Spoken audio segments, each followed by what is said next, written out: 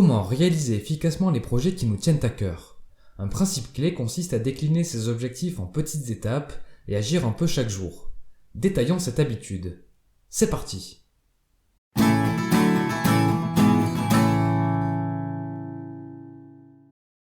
Vouloir perdre 20 kilos, développer 2000 € de revenus passifs, se réorienter professionnellement. Tous ces objectifs peuvent démoraliser par l'ampleur de la tâche.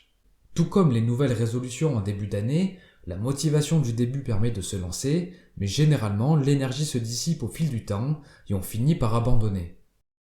Dans son livre « Un petit pas peut changer votre vie », Robert Maurer partage une méthode pour entreprendre ses projets progressivement sans perdre sa motivation. Il s'appuie sur la philosophie japonaise du Kaizen. L'idée consiste à effectuer de petites actions quotidiennement afin d'œuvrer sans effort vers ses objectifs. Par exemple, pour prendre l'habitude de se lever 1 heure plus tôt le matin, on peut avancer l'heure du réveil d'1 minute tous les jours pour éviter un changement trop brutal. Pour mettre en ordre une pièce, on peut commencer par ranger un objet tous les jours. Pour se remettre au sport, on peut déjà faire une pompe tous les jours et augmenter ses séries d'un mouvement toutes les semaines. Ces petites actions peuvent sembler insignifiantes, mais en les conservant suffisamment longtemps, les résultats deviennent exceptionnels sur le long terme. À titre d'exemple, lire seulement 10 pages d'un livre tous les jours revient à lire 12 livres de 300 pages par an. Bref, l'approche Kaizen consiste à agir un peu tous les jours pour avancer progressivement vers ses objectifs afin de rester motivé. Pour appliquer la méthode des petits pas, il convient de décliner ses projets en étapes et sous-étapes jusqu'à identifier des résultats facilement atteignables par de petites actions. Exemple, pour entreprendre l'ascension de l'Everest, on peut décomposer l'objectif en plusieurs phases.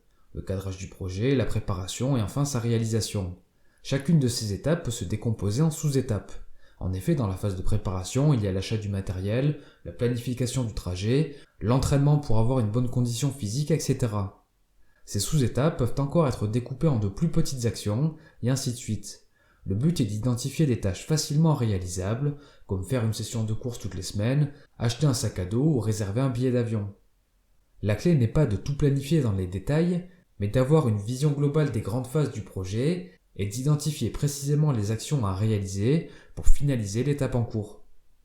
Par exemple, dans le cas de l'écriture d'un livre, il est inutile de perdre du temps à détailler toutes les tâches pour les phases d'édition ou de promotion si l'on n'a pas encore commencé à écrire une seule ligne.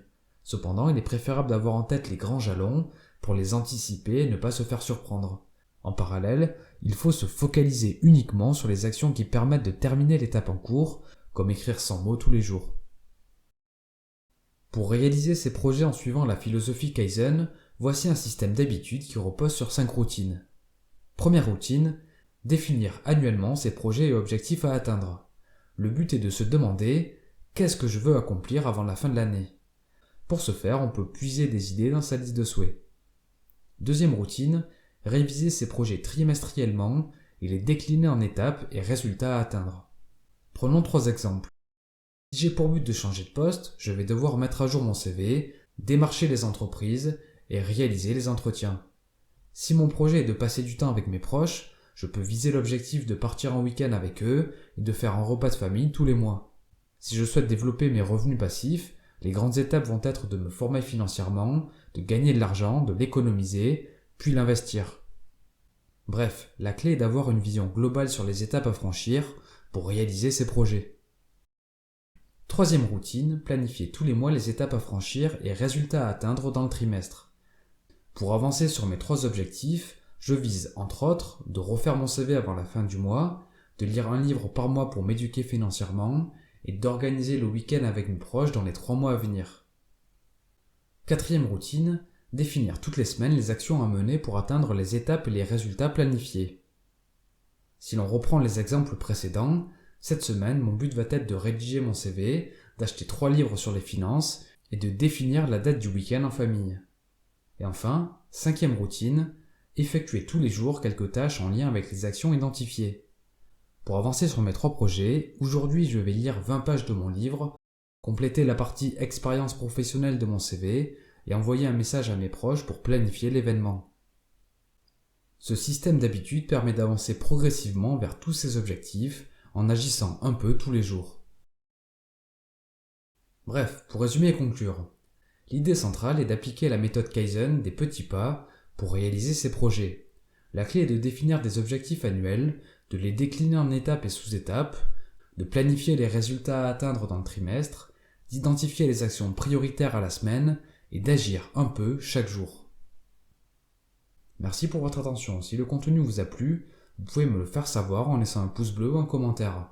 Pour finir, je vous invite à vous abonner à la chaîne YouTube et à activer la cloche de notification pour être informé lorsque de nouvelles productions paraîtront. C'était Mr. Fanjo, à très vite.